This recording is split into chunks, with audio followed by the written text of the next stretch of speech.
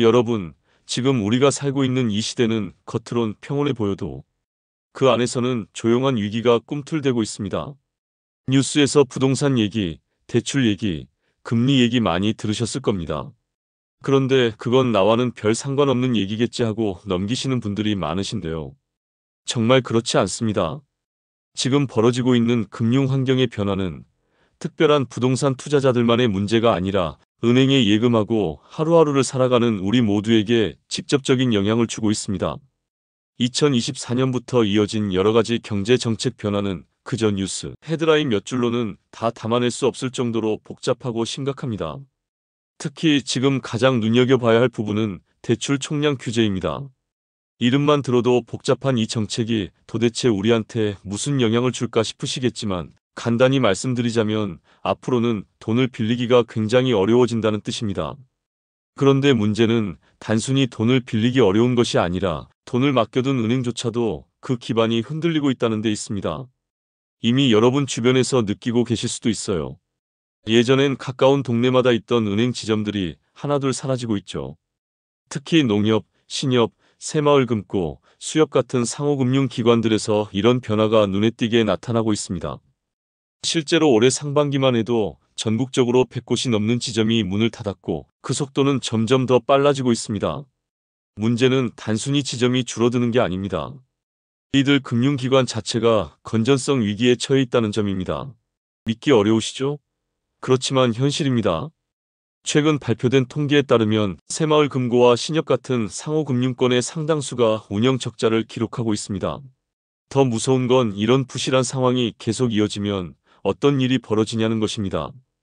은행이나 조합이 부실 채권을 제대로 정리하지 못하면 결국 예금자에게 돌아갈 돈이 줄어들 수밖에 없습니다. 즉, 내가 맡긴 돈이 어디론가 새나가 버리고 정작 내가 급하게 필요할 때 찾을 수 없는 상황이 발생할 수 있는 겁니다. 그럼 나라에서 보장해주지 않나? 이렇게 생각하실 수도 있겠습니다. 물론 예금자 보호법이라는 게 있어서 5천만 원까지는 원금과 이자를 보호해주는 제도가 있습니다. 하지만 여기에도 맹점이 있습니다.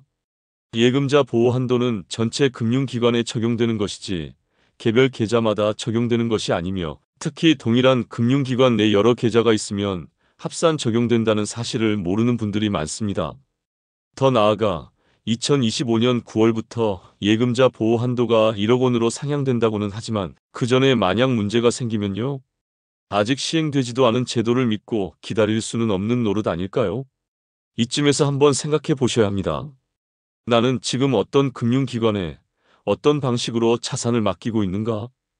혹시 너무 많은 금액을 하나의 금융기관에 집중하고 있지는 않은가? 그 기관의 재무 상태는 괜찮은가?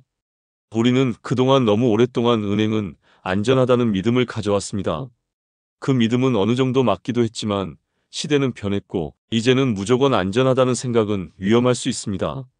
실제로 불과 몇 년 전 저축은행이 무너졌을 때도 수많은 사람들이 돈을 돌려받지 못하고 힘든 시간을 보냈던 기억이 생생합니다. 우리가 알고 있는 금융기관, 특히 상호금융이라고 불리는 농협, 새마을금고, 신협, 수협 등은 오랫동안 서민금융의 버팀목 역할을 해왔습니다. 이 문제의 핵심은 부동산입니다. 몇 년 전부터 우리나라 부동산 시장은 끝없는 상승을 이어갔습니다. 서울 강남을 시작으로 수도권, 지방광역시까지 번지던 이 상승세는 단지 시장의 논리가 아닌 대출이라는 연료 덕분이었습니다. 집값이 오르니 사람들이 무리해서라도 집을 사려 했고 은행은 앞다투어 대출을 내줬습니다. 처음에는 1금융권이 중심이었습니다. 하지만 2022년을 기점으로 정부가 가계부채를 조절하기 시작했고 1금융권 대출에 강한 규제가 들어갔습니다. 그러자 사람들은 2금융권, 즉 상호금융으로 몰렸습니다. 여기서부터 문제가 시작됐습니다. 상호금융은 상대적으로 금리가 높고 심사 기준이 느슨했습니다. 신용도가 낮은 사람들도 비교적 쉽게 대출을 받을 수 있었습니다. 특히 부동산 PF 프로젝트 파이낸싱이라는 상품에 자금이 대거 몰렸습니다. 부동산 PF란 아직 땅만 있고 아무것도 지어지지 않은 상태의 사업에 자금을 빌려주는 것입니다. 말 그대로 희망에 돈을 거는 겁니다. 그런데 문제는 이 희망이 이제 더 이상 작동하지 않기 시작했다는 점입니다. 건설 경기 침체, 원자재 가격 상승, 분양률 하락 등 여러 요소가 겹치면서 PF 사업의 수익성이 급격히 나빠졌고 이에 따라 상환이 제대로 이루어지지 않기 시작했습니다. 결과적으로 상호금융이 대규모 연체 사태에 직면하게 된 것입니다. 실제로 현재 새마을금고의 연체율은 사상 최고치에 육박하고 있으며 일부 조합은 10%를 넘기도 합니다. 신협, 수협도 상황은 비슷합니다. 예전엔 보지 못했던 수치를 매달 새로 갱신하고 있는 실정입니다. 이런 상황을 정부도 그냥 둘 수는 없었습니다. 그래서 꺼내든 카드가 바로 대출 총량 규제입니다. 상호금융기관별로 연간 대출 증가율을 제한하고 대출을 내줄 수 있는 총액 자체에 상한선을 둔 겁니다. 예를 들어 새마을금고는 연간 3.8% 이내, 농협중앙회는 2.8% 이내로 제한이 걸렸습니다. 이 조치가 가져온 영향은 상상을 초월합니다. 단순히 대출을 덜 내준다는 차원을 넘어 금융기관의 전체 구조를 흔드는 문제로 번지고 있습니다. 왜냐하면 상호금융의 주요 수익원이 대출이기 때문입니다. 대출이 줄면 이자는 줄고 수익은 곤두박질칩니다. 그런데 동시에 부실 대출은 늘어나고 있습니다. 돈을 벌 길은 막히고 돈을 까먹을 일만 늘어난 셈입니다. 이 악순환은 외부에서 보면 한눈에 보이지 않습니다. 숫자로 포장된 보고서나 보도자료만 보면 마치 괜찮아 보일 수도 있습니다. 그러나 내부에서는 이미 부실 채권을 NPL 부실 자산처리회사로 넘기고 손실을 장부상에서만 정리하는 임시 방편이 반복되고 있습니다. 정상화가 아니라 시간 벌기에 가까운 방식입니다. 왜 이런 방식이 반복되고 있을까요? 답은 간단합니다. 겉으로는 안정적으로 보이게 하기 위해서입니다. 투자자나 예금자들이 불안을 느끼기 시작하면 그것만으로도 금융기관은 더 큰 위기를 맞게 됩니다. 여기에 더 큰 문제는 이런 상황을 방치하면서 정책 금융까지 한계에 도달하고 있다는 점입니다. 정부가 내놓았던 특례 보금자리론, 디딤돌 대출, 버팀목 대출 같은 상품들도 예산이 바닥을 드러내고 있고 은행들조차 수익성 악화를 이유로 적극적으로 공급하지 않으려는 움직임을 보이고 있습니다. 이런 정책 금융은 서민의 내 집 마련을 도왔던 마지막 방패였는데 그것마저 사라지게 된다면 더 이상 시장은 돌아갈 방법이 없습니다. 결국 이 모든 상황은 하나의 질문으로 귀결됩니다. 우리가 믿고 맡긴 금융기관, 과연 지금도 믿을 수 있을까요? 자, 이제까지 이야기했던 상호금융의 위기, 대출 규제, 그리고 부실채권 문제들이 하나로 모여 강하게 흔들고 있는 곳이 있습니다. 바로 부동산 시장입니다. 눈에 보이는 아파트 가격이나 거래량보다 훨씬 중요한 것은 이제부터 어떤 흐름이 이어질 것인가 하는 점입니다. 특히나 지금 60대 이후 시니어 세대라면 부동산을 단순한 투자 수단이 아니라 노후의 안전장치로 생각하시는 분들이 많으실 겁니다. 그래서 지금 이 상황을 제대로 이해하는 것이 아주 중요합니다. 우선 요즘 집값이 뉴스에 나오는 것처럼 그렇게 오르고 있을까요? 일부 지역, 특히 서울 일부나 강남 쪽에서는 소폭의 가격 반등이 있긴 합니다. 하지만 이건 아주 일시적인 현상입니다. 거래량을 보면 알 수 있습니다. 대부분 지역에서는 여전히 거래가 거의 없고 사겠다는 사람도 팔겠다는 사람도 모두 관망 중입니다. 왜일까요? 그 이유는 간단합니다. 돈이 돌지 않기 때문입니다. 앞서 대출 총량 규제 이야기를 했지만 이 규제는 단순히 대출을 줄이는 데서 끝나지 않습니다. 시장 전체에 돈이 흐르지 않게 만드는 결정적인 원인입니다. 예전에는 집을 사기 위해 은행에서 대출을 받으면 그 돈이 부동산 시장으로 들어갔고 그게 곧 거래로 이어졌습니다. 하지만 지금은 그 자금줄 자체가 틀어막혀버린 상황입니다. 여기서 중요한 점은 이 상황이 단기간에 끝날 수 있는 일이 아니라는 것입니다. 정부와 금융기관은 이제까지 부동산 시장의 심리를 자극해 가격을 올리는 방식으로 경기를 살려보려 했습니다. 예를 들어 금리를 내리거나 대출을 풀거나 세제를 완화하는 식으로 말이죠. 그런데 지금은 정반대입니다. 오히려 심리가 살아나는 걸 막고 있습니다. 왜냐하면 한 번 더 집값이 올라가면 가계부채가 걷잡을 수 없이 불어나기 때문입니다. 결국 심리가 살아나지 못하는 시장은 다시 침체될 수밖에 없습니다. 게다가 지금 상황은 과거의 침체기보다 훨씬 더 복잡합니다. 예를 들어 2010년대 초반만 해도 전세 수요가 강했기 때문에 집을 팔지 않더라도 전세를 놓아 일정한 수입을 얻을 수 있었습니다. 그런데 지금은 전세 시장도 흔들리고 있습니다. 인구가 줄고 1, 2인 가구가 증가하면서 전세보다 월세 수요가 늘고 있고, 이는 전세가 하락으로 이어지며 부동산 보유자들의 수익성을 약화시키고 있습니다. 이런 상황에서 고령층이 가지고 있는 부동산 자산은 점점 유지하기 힘든 짐이 되어가고 있습니다. 세금, 관리비, 리모델링 비용 등 모든 부담이 점점 커지는데 정작 자산은 잘 팔리지 않고 가격은 제자리거나 떨어지고 있는 겁니다. 또 하나 주목해야 할 점은 세대 간 자산 이동이 어렵게 되었다는 점입니다. 보통은 부모 세대가 자녀에게 집을 물려주거나 보증을 서주는 방식으로 다음 세대가 주택을 마련했습니다. 그러나 지금은 그 방식 자체가 무너지기 시작했습니다. 자녀 세대는 고금리와 물가 상승으로 생계가 빠듯해졌고, 부모 세대 역시 노후 대비가 충분하지 않은 상황에서 자산을 함부로 이전할 수 없는 형편이 되었습니다. 한 사례를 들어보겠습니다. 63세 김정희 씨는 퇴직 후 살던 아파트를 팔고 자녀가 사는 수도권으로 이사하려 했습니다. 그런데 막상 집을 팔려니 가격이 너무 낮게 나와 고민이 생겼고, 새로 이사할 집은 대출이 어려워 자녀 명의로 살 수 없다는 현실에 부딪혔습니다. 결국 지금도 기존 아파트에 남아 계시지만 생활비는 점점 빠듯해지고 세금 부담은 커져만 가고 있습니다. 이런 분들 지금 대한민국에 정말 많습니다. 그리고 이건 단순히 개인의 문제가 아닙니다. 사회 전체의 구조가 흔들리고 있다는 신호입니다. 젊은 세대는 살 집을 못 구하고 노년 세대는 가진 집을 유지하지 못하는 상황. 이 둘 사이의 연결고리가 사라지면서 주택시장 전체가 정체된 것입니다. 여기서 우리가 할 수 있는 건 움직임을 멈추는 것이 아닙니다. 오히려 지금부터라도 상황을 정확히 이해하고 준비하는 것입니다. 이제 본격적으로 예금과 자산 관리에 대해 이야기해 보겠습니다. 지금 같은 불확실한 시기에는 어떤 투자보다도 예금과 같은 안정적인 자산 관리 방식이 중요하다고 생각하실 수 있습니다. 특히 60대 이후 세대에게 예금은 단순한 금융 상품이 아니라 노후의 생명줄이기 때문입니다. 하지만 최근 일어나는 금융권의 변화들을 보면 이제는 예금도 마냥 안심할 수 있는 시대가 아니라는 사실을 깨달아야 합니다. 우선 꼭 짚고 넘어가야 할 변화가 하나 있습니다.